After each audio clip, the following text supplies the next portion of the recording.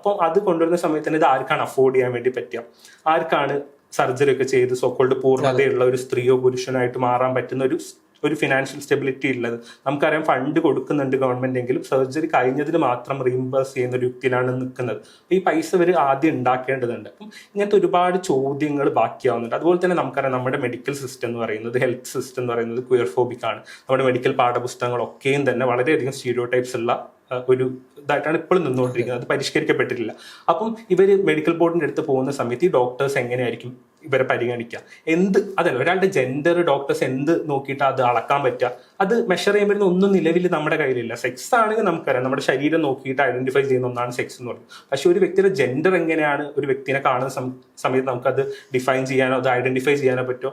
അത് അങ്ങനെ ബയോളജിക്കലായിട്ട് എന്തെങ്കിലും ടെസ്റ്റിന്റെ ഭാഗമായിട്ട് നമ്മൾ കിട്ടുന്ന ഒരു റിസൾട്ട് ഒന്നുമല്ല ജെൻഡർ എന്ന് പറയുന്നത്. അപ്പം അങ്ങനത്തെ ഒരുപാട് കൺഫ്യൂഷൻസ് ഈ അമെൻമെന്റിനകത്തുണ്ട്.